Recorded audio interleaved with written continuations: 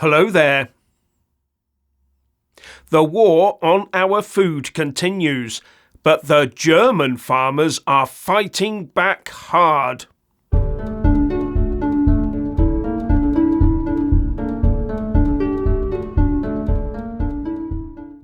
The German government decided that the best way to raise more tax money would be to remove the tax breaks farmers get for farming vehicles and the diesel fuel they use for agriculture. But I doubt they foresaw the fury that would unleash. Right now, farmers across Germany are creating havoc as they block roads and borders. With the extremely tight profit margins that farmers face, this sort of tax tinkering could force many to the wall, especially the smaller farmers. Not only that, any increased tax costs will, in time, have to be passed on to the consumer, pushing up prices and inflation. And the response from German farmers has been massive. Today is the start of a week of action as farmers make their feelings known across Germany. Commuters around Germany are facing severe disruption this morning as a massive protest by farmers blocks roads across the country, reports Politico. In the coordinated action, farmers have driven their tractors onto highways, slip roads and smaller roads. It is the beginning of a week of protests against a government plan to scrap tax breaks on diesel used in agriculture. And the farmers' motto is, "No farmer, no future." And they even recently prevented the Vice-Chancellor and Economy Minister, Robert Habeck, from disembarking from a ferry while returning from his holidays. The ferry was forced to go back to the island port it had just left. Something that has the authorities claiming that the far-right activists could exploit the farmers' actions. And right now, Berlin traffic is snarled up due to the number of tractors parked near the Brandenburg Gate. And DW.com correspondent Matthew Moore said, "They certainly have paralysed this boulevard. This street beside me is normally bursting with traffic on a Monday morning, but at the moment it's choked up with tractors, and in the last few minutes we've heard their horns blaring." And he went on to say that this was just one of hundreds of protests due to occur this week. Now, it's easy to dismiss the cause of this as a tax matter, but anyone who's been paying attention will realise that there is a concerted attack on agriculture across the developed world. The likes of the UN and the WEF want to see us eat a lot less food. Well, a lot less natural food anyway. And part of this is to drive down livestock numbers to reduce our meat and milk intake for a start. We know this, it is well documented. We are to be conditioned to accept factory chemical foods and to eat insects. All to save the planet, or so we're informed. So anything that grinds traditional agriculture into the ground is to be welcomed by the establishment. Rewilding is now the only game in town. The production of good quality, wholesome, natural and, importantly, affordable food in a sufficient quantity for the masses doesn't seem to be a priority these days. Here in the UK, farmers are being hit with negative profit margins. The cost of production is higher than they can get for their produce.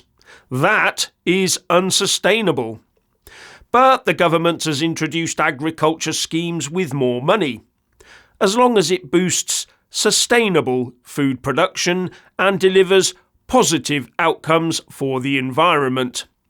And it includes enhanced payments for creation and maintenance options to improve the long-term incentives for farmers to create habitats and ensure they are rewarded for looking after habitats once they have created them. Be in no doubt it's more about the environment than it is about food for the people. And it would be nice to know what definition of sustainable food production the UK government is using. Sustaining the health of the people via good food might not feature in it. Now back in Germany, the government has partly caved into the demands of their farmers. But this has not been enough to prevent the 8-day action period that starts today. But not only that, German freight carriers are joining the farmers because of HGV toll increases that came into effect in December. And railway workers have decided to join in too. Now, as I said earlier, there are fears that the far right will be using the farmers' actions to stir the pot. But that is always the default position when people step forward to make their news known. From The Guardian: the protests of the self-employed farmers and freight carriers and the strikes in the state-owned train sector are not coordinated, focusing on different demands and in some cases related to disputes that precede the current government. But their concurrence has given the far right a perfect opportunity to stoke populist fantasies of a coup d'etat. And it points to the Alternative for Germany party, the AfD, that is urging people to go on a general strike. I always think of general strikes as very hard left-wing activities, or at least it is in the UK.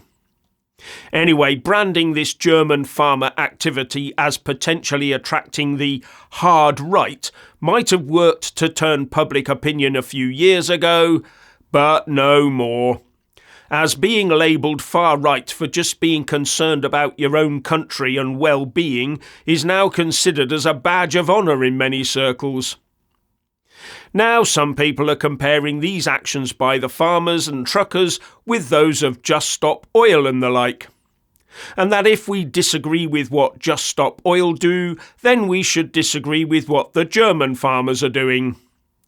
But I would point out that the likes of Just Stop Oil are intent on bringing the country to a permanent halt, with people being unable to heat or eat as we rush headlong down their net zero cul-de-sac.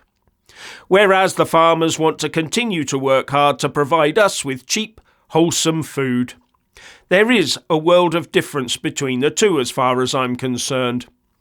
But the eco-loons will no doubt take the opposing view. As far as I'm concerned, our traditional food chains are now under threat. Remember that many of these big international bodies, like the UN, as well as the likes of the WEF and C40 cities, are desperate to wean the global population off of our staple foods. Meat and milk are being labelled increasingly as unsustainable, with the ultimate aim for many of our political masters being that we, the proles, eat zero meat. So when I hear that the UK government is pushing UK farming with subsidies to encourage sustainable farming, my political antenna starts buzzing. Yours should too.